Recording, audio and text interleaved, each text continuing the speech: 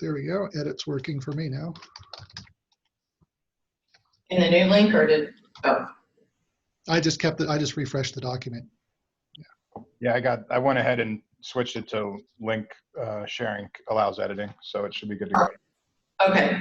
And we're also recording. Good, thank you, Coach. All right, well, I think we're ready to go then. I can, I'll just introduce our coordinators today of Scotty Strahan and Jason Sims. Thank you both for coordinating and helping the centers track continue to educate all of us. I think that's all I need to say. You guys can take it away. Okay. Well, thanks, Jane, and track coordinators for giving us the opportunity. Jason and I, so Jason Sims is from Lafayette College. I'm from University of Nevada, Reno.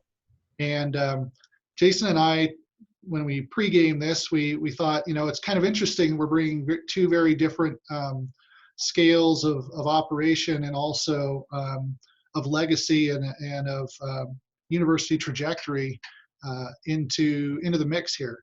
And you know, I'm certainly an emerging center here. I don't have anything to provide in terms of educating people, but I can certainly go over some of the points from my perspective of why we want to develop these plans that can serve as guidance that transcend personalities on campus, both leadership personalities as well as technical personalities.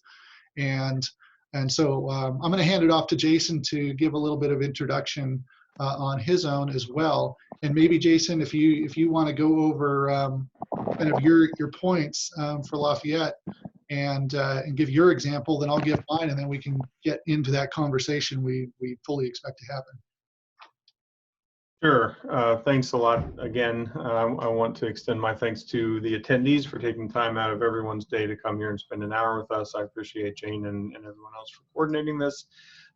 Yeah, so last August or September, we were able here at Lafayette to bring online our kind of first on-premise HPC cluster. So what I'd like to do is to talk a little bit about the background that led up to that successful deployment and why we felt the need to do that and the steps that we went through to make that a reality. So Lafayette, you know, back in sort of mid-2016, kind of wanted to brand ourselves or assert ourselves as a STEM-focused liberal arts school because we have one of the top engineering programs in the country and we have other strong STEM programs, but we really didn't feel that we had the computational capacity to back up that branding and support those offerings as well as we should.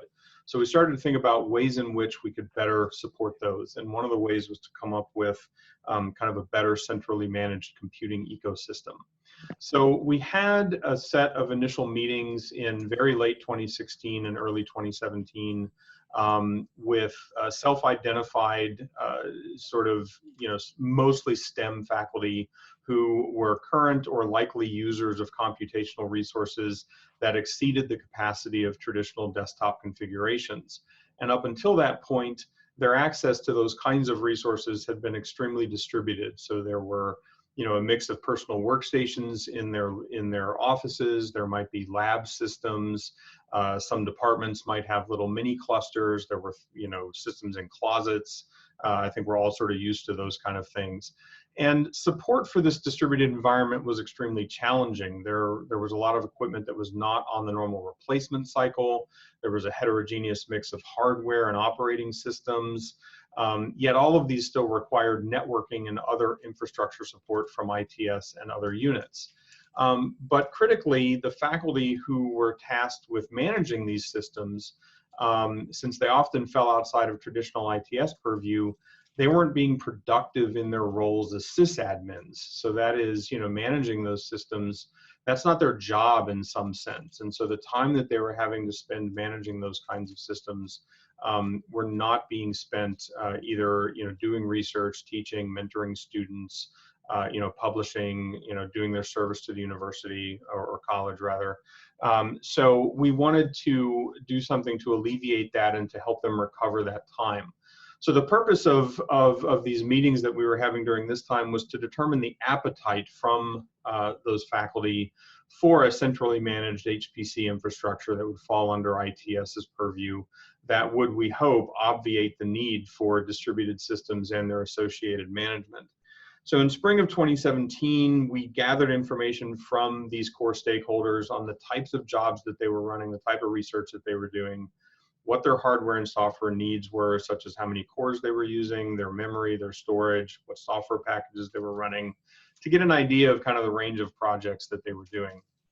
And in March of that year, we distributed a survey to all faculty, asking them a similar set of questions to understand the scale of possible computational workloads that we might face as a campus, and to begin to provide justification and support for a centralized HPC system to the overall administration. So in summer of 2017, we met again with those stakeholders to go over the survey results, and we began considering the set of resources that we might need to achieve our goal. We decided that we couldn't really, or rather didn't really want to take on that role with the personnel that we had and with the equipment that we had. So we decided ideally that we would want to have a role for sort of a manager of research and high performance computing. And this would be mostly a research facilitation role. And that this role would not only interface with faculty, ensure that they had the resources that they needed to conduct the research, whether it was hardware, software, workflows, these kinds of things, but also this role would be responsible for managing the budget. They would take on vendor relations. They would do the long-term planning for the HPC ecosystem. They would coordinate with the Office of Sponsored Research to work on any sort of grant, kind of tie-ins and stuff like this. And then also we wanted to have a dedicated systems administrator to maintain the hardware and software ecosystem, so as to relieve a lot of that burden off of whoever had been doing those roles in the various distributed locations in the past. So then we began to lay out the plan. We sort of began to draft the plan for this. In this plan, which I did want to post, but I haven't done it because it does have some information that I would probably want to excise and clean up a little bit. But if anybody is interested in it, you can contact me and I'd be happy to sort of discuss it with you or share it out at some point. But in this plan, we laid out the background that I sort of described to you just now and the steps that have been taken up to this point. We were clear to note that a few departments were beginning to see that the lack of a centralized, robust HPC ecosystem either had already or they predicted would imminently affect their ability to recruit top faculty candidates as well as the best and brightest students.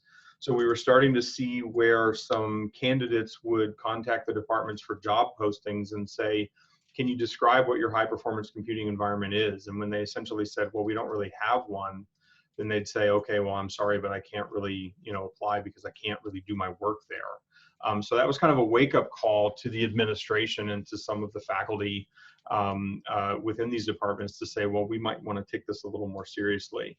So then we also provided in the report a summary of the survey results that we had gotten, which not only described the work that was currently taking place, but importantly, could be taking place if we had a more robust computing environment on place or in place on campus.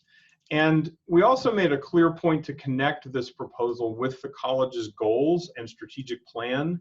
And that can be a really powerful tool when trying to convince the administration to allocate resources. If you look at the direction the college is trying to go or the university is trying to go, and you can tie in what you're trying to do with those pillars, they'll often listen to what you have to say rather than just sort of saying, hey, we'd like this stuff. So then we also provided some peer comparisons showing that several of our comparison schools offered to one degree or another some sort of HPC ecosystem. This was also a very effective tool to get them to pay attention. So we looked at what our comparison schools were doing and they wanted to be in that mix. And so that was a nice thing for us to do. And then we proposed how we would achieve the vision. So we talked about staffing. So we outlined those two positions and said we're going to need those lines in order to make this work. We also said that we wanted to create an HPC advisory committee. So this would consist of kind of the heavy users that we would anticipate who could provide us with guidance and recommendations for things like purchases. They could help to evangelize new features. They could leverage systems in their courses. But we were clear to say that this was not going to be a true steering committee that would have, for instance, like budgetary control, or oversight, but that they would give us guidance and feedback on decisions that we were facing. And then in terms of the infrastructure, we said that we wanted to have an on-site cluster, which was the clear feedback that we were getting from our faculty. They wanted to have something that was on-site, but that this would be bolstered by cloud resources such as Exceed. So we have a few campus champions here at Lafayette, and we definitely wanted to make that part of the ecosystem, as well as other cloud resources such as AWS and whatnot when helpful. So then we talked about how we were going to pay for it. So this is always the fun part of the conversation. We definitely laid out a recurring capital allocation request. We budget on a 5-year cycle here. So I projected out anticipated purchases that we would want to make over that initial 5-year cycle, and we integrated that into the ITS budget over that time. But we also very clearly worked with the Office of the Provost to say, hey, one of the things, and this I cannot recommend enough, I would recommend integrating yourself into the hiring process such that when departments are looking to bring someone on board and the provost office or whichever department works on this or unit works on this is creating their startup package, be a part of that conversation, because what I do is when they're making these startup fund allocations, I'm actually talking with the faculty and I'm helping them figure out what their needs are in terms of what their research is and whether we can meet that with what we already have, or whether it might be, have to be met by something different that they would have to bring in that's unique. And what it helps to do is to kind of target and make their requests a little more efficient, and see how we can use their startup allocations to either contribute to our cluster and help to fund it, or whether they need to go outside of that. So it can be something like a condo model, for instance, is a very typical way that can play out. But also to work with faculty as they're working on things like NSF grants and the Office of Sponsored Research. So that was part of our plan. And also that we would seek institutional grants such as NSF CC Star or MRI grants, those kinds of things. And then we provided them a budget for what our initial purchase would be, as well as those staffing lines. So we went out and we kind of said, okay, what would be some salary requirements for these positions and so on and so forth. And it took about 1.5 years to sort out all of that in terms of cabinet level discussions and approvals and budgeting and so on and so forth for the new lines and all that stuff. Ultimately, I was promoted out of the role of instructional technologist into the manager position, and we were able to hire a sysadmin. Both of those shifts happened in mid-2019. And we were able to purchase the cluster and received it in August of last year. And since that time, we have been building it up and onboarding initial users and use cases ever since. This has ultimately been very successful for Lafayette College, and it's allowed us to become much more efficient with managing this sort of disparate ecosystem that we once had, and has made using software and hardware for research and high performance computing much more efficient and targeted.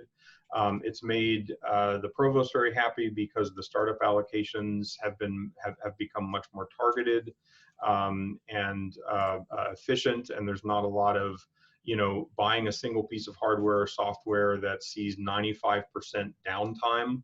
Because now we can, pool all of the hardware and kind of share it through, allocations and scheduling. And we've even seen a couple of successful faculty hires who we believe firmly would not have been able to come here had we not had the ecosystem in place that we do now. They would not have been able to actually do their research. So for us, the process has been very worthwhile. We couldn't see light at the end of the tunnel at some points, but we did get there, and now we're kind of off to the races. So again, I'm going to kind of end it there for my sort of initial pitch, and I'll let Scotty talk, but I'm very happy to provide like the survey that we used or the document that we kind of presented out to cabinet once I've made a few kind of minor adjustments to it, but I'm happy to do that or to talk with anybody either now or offline later about those. Very cool.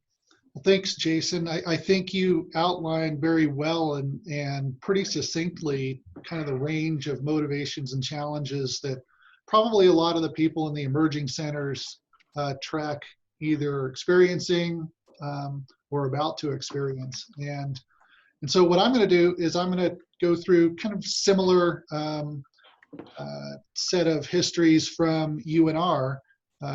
Although in Nevada, I'm going to say that the institutional challenges, scale, and trajectories are a little bit different. And so I'm going to try to share this here. And you guys can tell me if you can see this PowerPoint slide setup. Hopefully you can. Yes. Okay, good. So University of Nevada, Reno has been around since 1874. We're the land grant institution in the state. And that means that we have this institutional momentum and culture and history of actually not investing in technology. And so the timeline, and this is what I'm going to show here, there was some cart before the horse going on. And specifically, our institution jumped right into an HPC committee, an HPC planning process for a campus cluster, but not in nearly as a coordinated and specific manner that Jason just walked us through. So I think Jason just walked us through a very nice example of how to do this with total campus buy-in, very good background research on what whose problems you're trying to solve, what tools you're going to apply to solve those problems, and how you're going to manage it and how you're going to sustain it and propose it up that way. In our case, we have very deeply embedded institutional politics across colleges, schools, and the various divisions. For example, the central IT organization versus the central research office versus colleges and things like that. And those of you who are at these larger institutions, I think we're at about 23 to 24,000 students right now. Those of you who are at that scale probably are very familiar with this. And so we have this timeline of creating an HPC committee of faculty that had a very short amount of time to pull together the specs for an HPC. The HPC request came up through the faculty, but was also driven partially by the research office, initiatives to do with campus objectives to become an R1 institution and things like that. And so it was more about, if you want my perspective, I came out of the research side, I came into cyber infrastructure after all of this happened. It was very much checking a box with a shiny object as opposed to here are the problems that we're going to solve for people. And our usage that I'm not going to show as part of this presentation, but our first year of usage summary clearly shows that there are only a few individuals who really drove how this cluster was put together and how it was going to be presented in a business model. And that's not good from a institutional cyber infrastructure ecosystem development perspective. And so we see here, 2 years after that vision was really laid out, we actually got to a campus CI plan that I'm going to talk a little bit about today. And that actually, the CI plan was drafted in a very rough form to support our first NSF CC star proposals.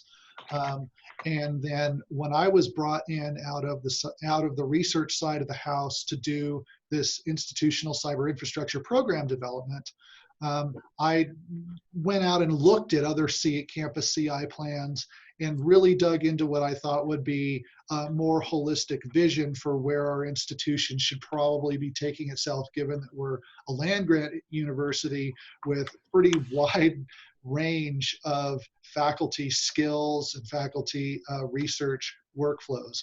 And so the CI plan really does outline program goals of team building or building the human infrastructure. One of the reasons that I'm here, National Cyber Infrastructure Engagement, trying to develop this internal culture of cyber infrastructure across the IT organization, which is an administrative IT organization and has been for decades. That they're basically they're 90 degrees away in terms of their operational thinking and business model from the research side of the house. And so what that means is, the two don't mesh very well. And so developing that internal culture, establishing a CI program and branding, those are important pieces. And then we really want to develop our research network in computing and data across that spectrum, again, of services. Get into this idea that we don't have to be insular. We can actually participate in federated services. This is something Nevada has never been good at. And then be aware of kind of the modern changes in architectures behind many of these systems. And so our CI program was really initiated out of a combination of Central Office of Information Technology, or CIO, and VP for IT, and then the research side of the house. So this is research and innovation. Our VPR is the head of that. And those two said, we need to have this institutional cyber infrastructure program. They didn't have a budget. They didn't have a plan. They simply put together salary money for me and some salary money for a couple of HPC engineers, and said, off you go. And so this graphic here details what I believe to be the 5 aspects or the 5 dimensions of a cyber infrastructure program that is actually aware of itself and working forward with a long-term vision. And so systems and engineering is generally what people focus around, but at an institution of this size, you really have to think about what is the financial side, the education and training, in other words, how are you developing your pipeline of people that can participate and help drive this? And then the program development side. So this would be communications, marketing, planning, writing, et cetera.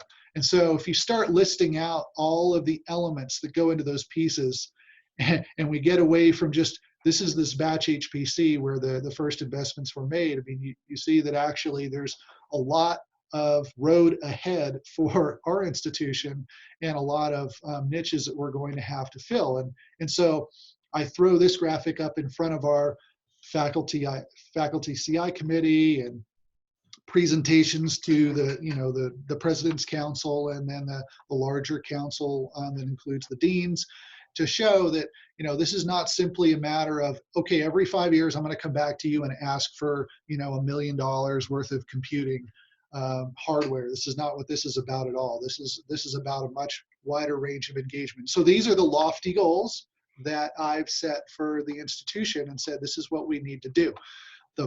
And as Jason very clearly articulated, there are these processes that take a very long time that you have to go through to gain political consensus, to do the communicating back and forth between what people need and what the institution has set as its goals.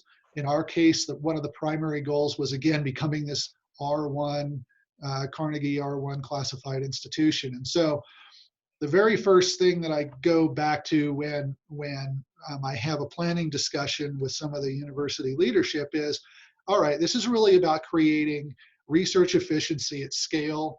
That means you're building a technology core, you're building a group of people and things that needs to be insulated from economic shocks. So I've been at this institution long enough to have gone through a couple of economic shocks. I understand that there's a cycle in state budgets, there's a different cycle in federal budgets, and then of course there's a cycle in what the institution is doing internally in terms of redistributing funding. And all of those things do not help sustainability of systems unless you plan for them. So in this funding and sustainability triangle, you have magic money, I think is what Henry calls it. And so magic money is usually how these sorts of things are funded. You can't really employ good people for long periods of time on magic money. That's usually how you capitalize things. But yet our center of gravity for our cyber infrastructure is up here. Our institutional thinking at both the research office and somewhat inside of OIT is still very much a, what check can I write today to solve your problem, which doesn't allow you to really execute the plan that you've laid out for 5 years and say, we're going to hire these people over time. We're going to make these core investments over time. And so the message that I'm bringing forward and the consensus that I'm trying to build right now is, how do we move the center of gravity down into cost recovery and central budget part of the triangle, but specifically this research, indirect cost recovery, or facilities and administration funds. These are funds that are tied to the longer term, lower frequency research activity levels at the institution. This is what would allow a cyber infrastructure plan to be executed most strategically and be aligned with the amount of activity happening on campus in terms of research. This is not a pot of money that IT organizations or cyber infrastructure programs are generally tied to, unless you have some really forward-thinking vice presidents for research or people at that level. And so this is something that for an emerging center, now this is a lot of politics surrounding it, but for an emerging center, I strongly believe, having watched how economics work at this institution for a long time now, almost 2 decades, that this research indirect cost recovery pot of money is where you want to have a piece of that. Like most of the time, libraries at these institutions, you'll have libraries that get some percentage of the ICR, for example. CI is no different. So those are kind of the main bits and pieces of development of cyber infrastructure here at UNR. And as Jason has said, there are a number of documents and surveys and things like that that go along with this sort of thing. And so looks like I've got a little bit more time before we can go to discussion. And what I want to do then is I want to share, this is actually the document that I sent out to the group just as part of a longer email thread exchange a couple months ago. So this is our 5-page NSF ready cyber infrastructure plan. And so this is, what are the elements that I chose to put into this? I really did kind of look around at other publicly accessible cyber infrastructure plans at different sizes and different scales of institutions, and also maturities of cyber infrastructure organizations. And I decided to put the following elements in. I put in a vision. This is kind of the explanation as to why cyber infrastructure is important for our university. So this is where I tied it to some of the research objectives, the Carnegie highest activity goal that our Board of Regents had set for the institution, a description of what cyber infrastructure is, because of course nobody in administration knows what that means. They think you do security. And then elements of governance. So this is sort of the explanation as to who is involved. So this is the faculty committee, this is the research office, this is the Office of IT, all banding together and saying we're going to do this. Of course, they didn't say how they were going to do it, they just said we want to do it. And then I have the CI plan strategic objectives. So this would be, this is the holistic long-term, these are all the items that I thought were really important that I could fit into a page that the university needed to get to. And this was based on a combination of survey results, my own experience of those on the faculty committee, experience of those inside of the IT organization operations groups. And so this hits things like connectivity and computing and data centers and research data storage, cybersecurity, training and education, and things, air data, things like that.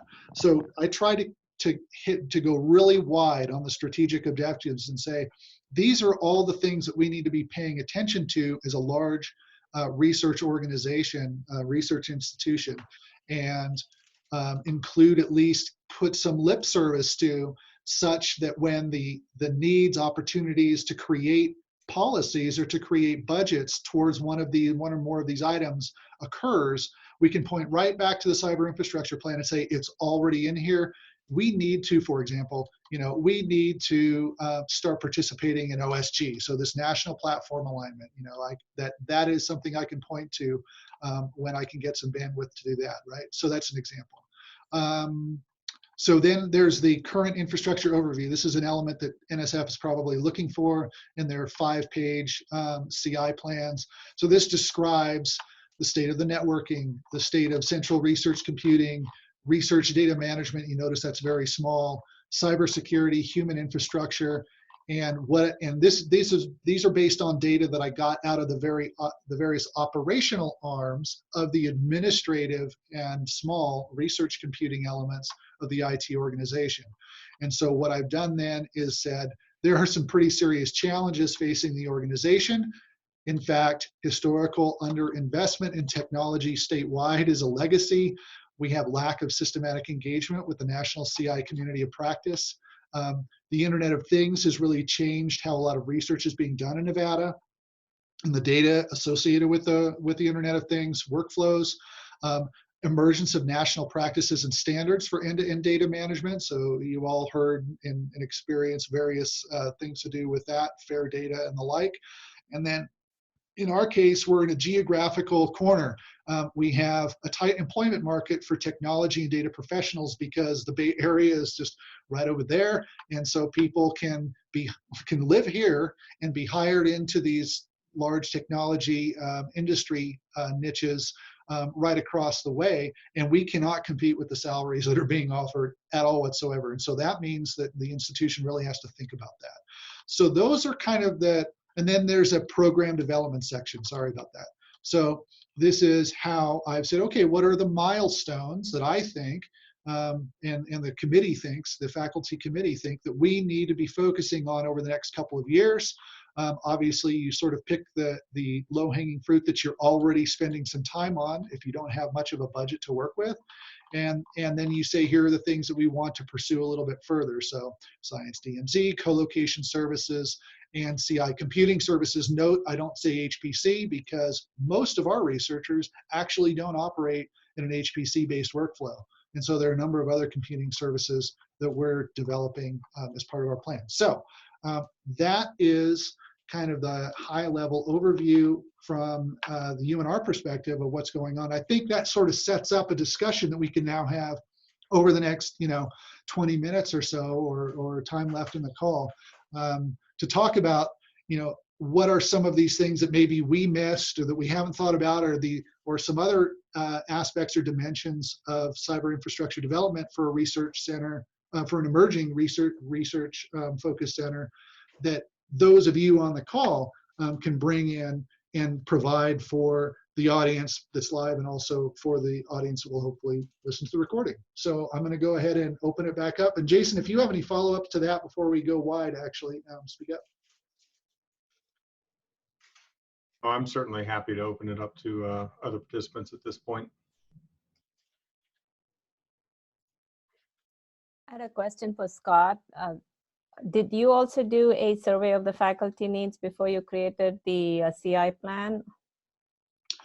So yes and no. So there had been a preliminary survey that was done for the HPC side of things before I was brought into this position. I actually was working on an updated CI plan when I was still research faculty, because I was writing one of the CC STAR grants at the time. And so I worked with our CIO on the first redraft of the CI plan, just so that I could have something that was a bit more adequate to put forward. That process also led to me joining the IT organization in my current capacity as CI director. And my immediate mandate was to rewrite the plan. And so I did not perform another campus-wide survey before I came up with the draft that is very close to what I just showed you. And the reason for that was mostly political. I was discouraged for some reason by the research office, I think, if I recall correctly, to not put out another survey so soon. And so I went ahead and pulled it together from what I already knew and what I had gathered from that. Now I do have a survey that I'm piloting right now that is a little bit more comprehensive, and that I would also be happy to share with the group if people would like to see it. So does that sort of answer the question? Yes, and I had one more follow-up question if nobody else is gonna. You talked about changing the culture because IT is very enterprise oriented. So can you talk about how are you going about it, or have you made some dent in that cultural shift? So A, it's extremely challenging. B, it's doubly challenging because the HPC operating personnel were placed into the administrative IT organization rather than a separate research computing group. And so they live in a vertical that is still very focused on and used to the typical mandates of high availability, high reliability, high cost, cost recovery, et cetera, et cetera. And so the culture that I'm working on is to make the internal organization aware that the research process, again, is sort of orthogonal to how enterprise IT works. And I mean, we're all familiar with this concept. So making folks aware through, all the engagement opportunities I can get, whether it's personal one-on-one all the way up to doing sort of mini talks in our monthly coffee and cookies get-togethers for the IT organization, and then embedding those concepts into the branding. I'm also going in and finding those individuals that already have the mindset of we don't have to be 100% reliable, but we do have to be agile, and we live to serve the researchers. And the people that want to have that mentality are few, but they exist. And those are the people that I've been bringing into active projects or active proposals. And it's taken almost 2 years of grinding away to simply break down some of that embedded vertical mentality. And I've slowly been making progress, but what I have had to do is completely adopt the internal IT organization's communications practices, scheduling practices, ticketing systems, and things like that, so that I've almost been assimilated, but not fully in that sense. But also I can communicate with these folks and get work done on projects in a way that they are still very comfortable with. It still doesn't create the rapidity of response that the researchers need, and it doesn't create a very repeatable process from a researcher's perspective, because every time we engage from central IT into a project, our perspectives are, see, I'm assimilated already. The perspectives of those inside the central IT organization change, and they, for the better usually, and they modify their practices to try to make some change. So the culture change is happening, but it is very slow when we're talking about an organization where all of the directors have been here for probably at least 15 years on campus, if that gives you an idea. Thank you.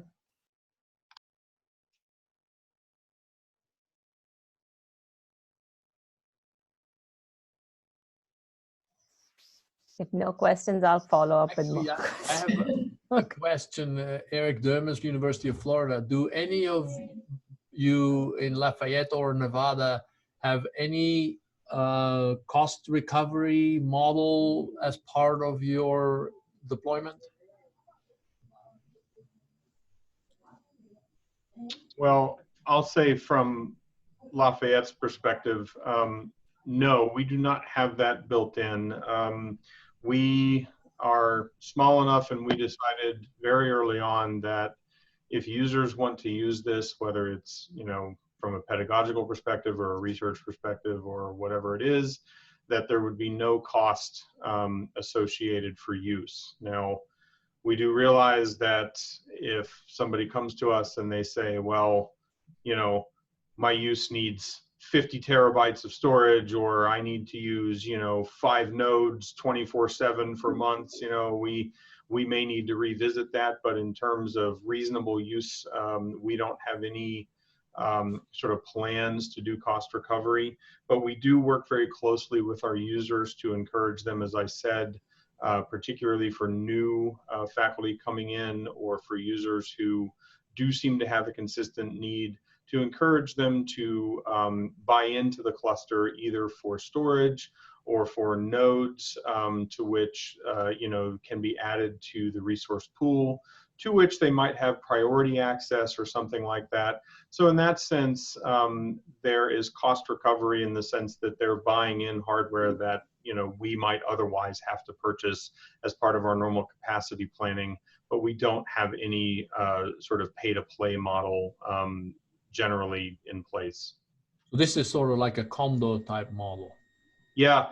I mean, that is the case that we're looking at for kind of general expansion, in addition to things that we might just budget for, but we would like to see that as our typical expansion model. Yes, sort of a condo model. You laid out your plan for the provost, and the provost was sort of happy with or accepted your plan that in 5 years he is going to be asked for more money. He's okay with that? Yeah, we built that in and we've laid that out to them, and they do understand that yes. And you have that in writing in case the provost leaves and there's a new provost? Yes, we budget 5 years out, and we have these numbers in place, and they have been folded into our White Birch funding model. That is correct. Great. Are you doing depreciation on to do that, where you're putting away money every year for that, or how? No, we don't do that. We do not have a funding model. I know some campuses do, where they can sort of squirrel away money that is then, but we do not have a funding model where that is the case. So we just right now say that, for instance, in 4 or 5 years, we anticipate needing X amount of money for essentially a wholesale replacement. That may shift depending on, for instance, if over that course of time we've had sufficient buy-in from new faculty hires who over that time might have sufficiently added either additional nodes or storage, or we might have someone buy a GPU node or whatever the case may be over that time, so that we don't necessarily feel the need to do a wholesale replacement. But yes, as of right now, we might say in 4 years, we need to do a wholesale replacement of this, and that is currently budgeted, and that is understood. But it's also understood that we're not just going to sit and rest on our laurels and expect that, we're not going to go and seek additional funding either through, CC Star or MRIs or faculty grant participation. That it would be ideal if we could either seek partial funding or full funding through those, but that we do have capital budget in place to do the replacement if necessary, and that is what we anticipate happening at this point. Thank you. So the Nevada perspective on that, unfortunately, the idea of recharge and pay to play is very attractive for VPRs and CIOs. And in our case, those mandates were laid down as part of the HPC provisioning before the CI plan existed and before I came into the organization. And that, to me, is a killer and bad in terms of getting people onto the system and changing their lives in terms of how fast or how quickly they can do their research or what kinds of research they can do. And it's also detrimental to the program development, because your team ends up spending an awful lot of time chasing the pennies, trying to cut through the bureaucratic procedures it takes on a campus like ours to get those recharge processes set up and to then continually operate them. And so and I argued strongly against this when I was brought in, to no avail. And so we're still running this process of, you can purchase a node yourself and be an owner, or you can pay per cycle, or you can be in this very, very small resourced queue in the HPC for free. And you know what? We're still going, the VPR is still going to have to go out and find capital to refresh this thing, because it's not paying for itself at all. And our team, our very small team, has spent a majority of their time trying to set these processes up, the software workflows, the bureaucratic hurdles through both the research office and the finance office. And what that means is that we spend an awful lot of precious time on something that is still not going to ensure that they can refresh the cluster. And so whether or not this lessons learned over the last 2 years is going to take hold for the planning going forward, those discussions are in process. But the data that I've been able to accumulate in terms of personnel time spent versus the amount of research getting done and resultant research impacts really don't match up at all. And so unless you have a university that is very very smoothly working recharge processes in place, and finance and office of sponsored projects and other offices that will help you work that out, think very carefully about trying to recover money per cycle. I still think there's huge value in having an open, but of course, very lengthy queue, so that people can at least, feel like they have this resource that their F&A is paying for, and that they have access to, and that it's inclusive, and that there's the option to purchase their own nodes should they want to get more on-demand work done and things like that. Plus, there's the facilitation that needs to be happening out into federated systems, which is not happening because our people are too busy worrying about competition with their cluster. And so as I've gone towards other things like data storage, co-location services, virtual systems, and the research network, I've deliberately tried to avoid pay to play, simply pay to capitalize. So yeah, buy a node for the virtual cloud that we have on campus. Here's what it's going to cost. We'll land it, but we're not going to charge you for the administration of that and the network connectivity and all these things. That's going to have to be capitalized down the road, or at least sustained down the road.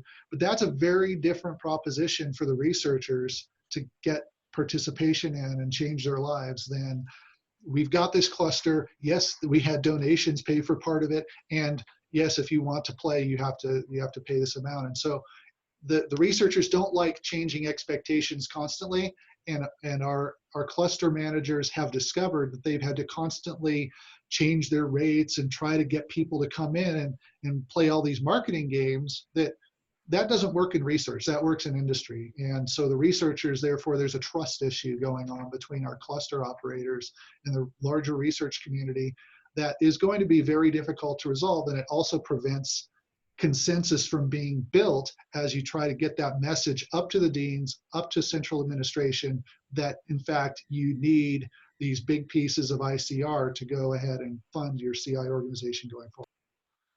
Thank you. That's very helpful, and I completely agree with your experience. The model that we have developed is sort of a compromise where the VP and the vice president for research have to, the provost and the vice president for research and the CIO, they basically provide the basic infrastructure, and then the researchers have to buy in at a highly subsidized cost. And these rates are very stable. Like, we haven't changed them over 8 years, and that allows them to put it in budgets for these long-term research projects, and that works. And it has the advantage that it's not free, because the problem with free is that there are a couple of faculty that I can name on my campus who could use whatever cluster we buy 100% of the time. And so now we have a really good estimate of what people and what our campus with its funding can support to project the next. And then we have the numbers to show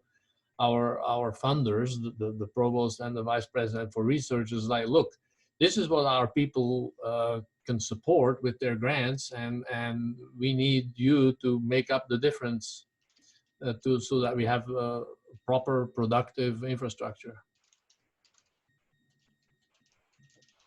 So thank you, that's very helpful, and your experience is what we have, because we tried that initially and we ran into the same problem. The moment we had a free cluster, and when it ran out, we started charging, and usage dropped completely, and people started buying their own clusters again. And then universities, oh, that's against our goal of becoming a green campus, right? Because having these clusters all over the place is very expensive, and it allows you to not manage electricity the way you would want to, and there's all kinds of complicated things. Yeah, well, thank you. I have a question about the support you all are offering to your faculty beyond technical infrastructure in terms of training, consulting, other things that they might use to advance their own knowledge and teaching and research skills in this arena. Yeah, as so here at Lafayette, you know, we're a small liberal arts institution. You know, we have about 260 plus faculty and about 2,600 students. And so historically, we have been very high touch in terms of our level of support. And we would consider that sort of white glove type service.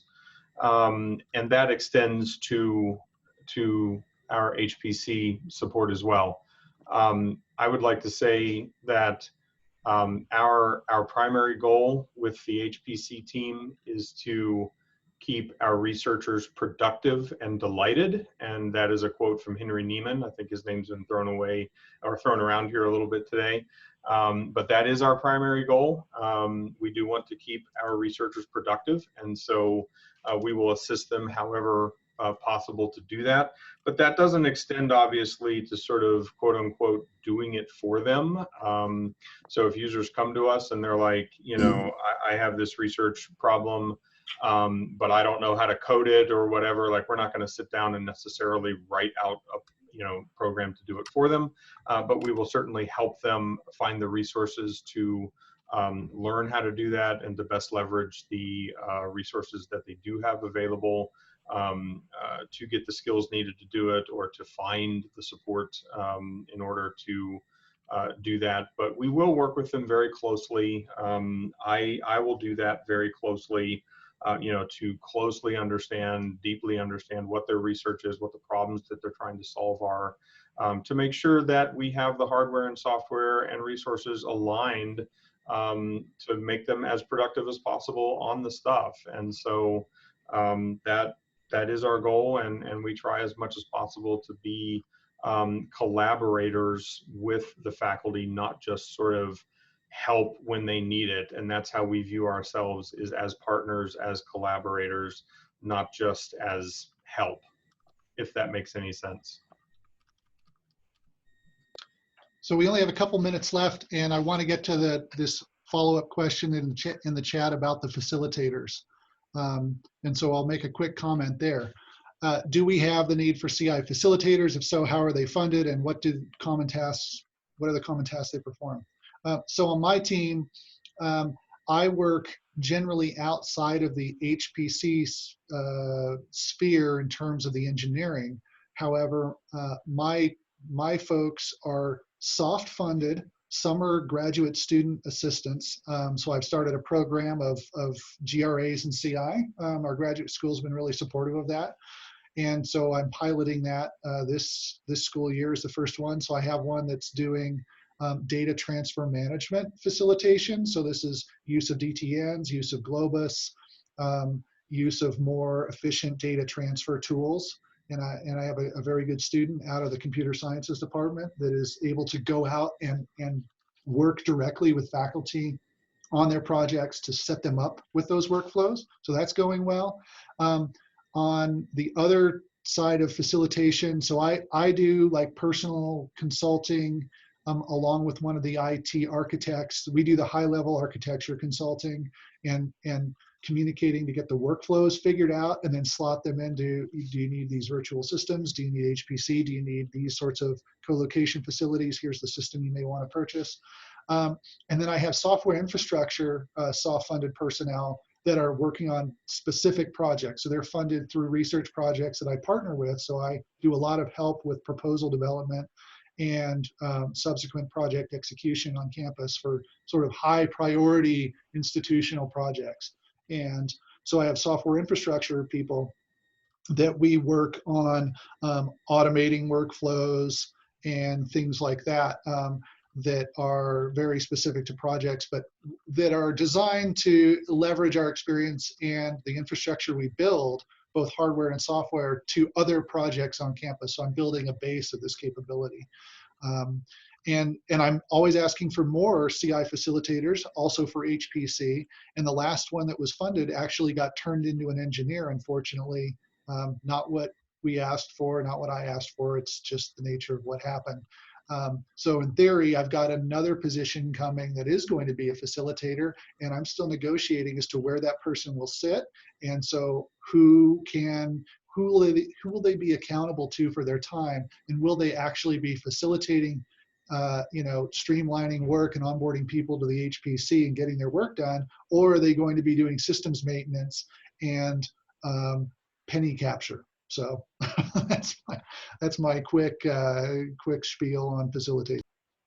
Yeah, and I'll just briefly add to close that is a big part of my role. I would consider myself almost a big portion of my role to be CI facilitation.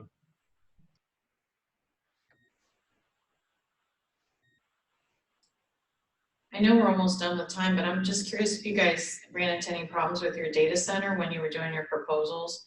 If you had any limitations, we here at UC we have the good problem that we're running out of power and cooling. Our data center wasn't set up that way. So was that included in your proposals or any thoughts on that when you were proposing to have this? Because we're running out of time, I'll be very brief. We did include our manager of, kind of the data center when we were talking to the vendor to ensure that we did have power and cooling available. So that was an integral person to include in those plans. And we do have sufficient, because we've also been moving some of our kind of more business enterprise stuff into the cloud. So that's allowed us to free up some of our data center that had been historically used for those purposes. So we actually kind of have, more than sufficient space for that. Yeah, at UNR, the same experience is occurring with enterprise going to cloud.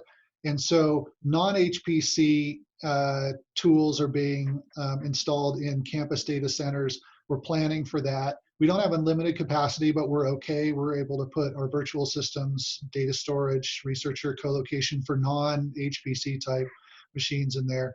Our HPC is hosted with an industrial partner off campus.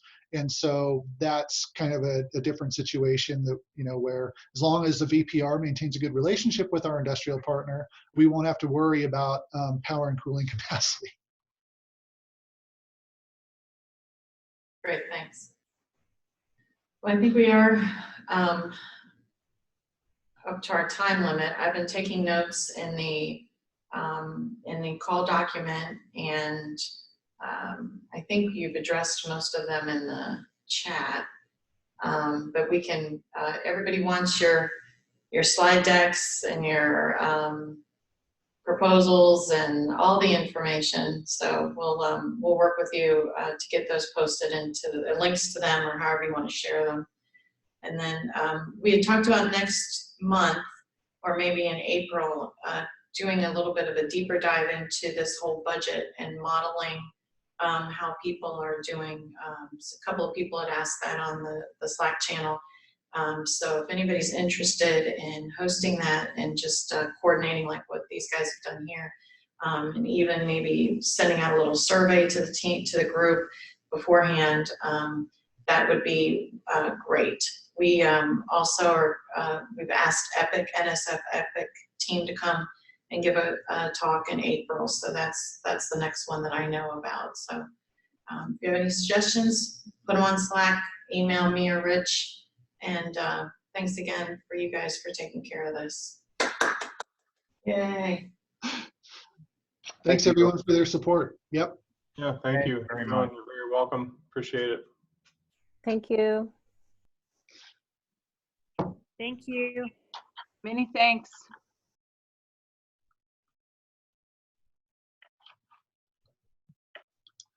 All right, great job, Jason. We'll see you later, man. Yeah, thanks. Appreciate it, man. Talk to you soon. All right.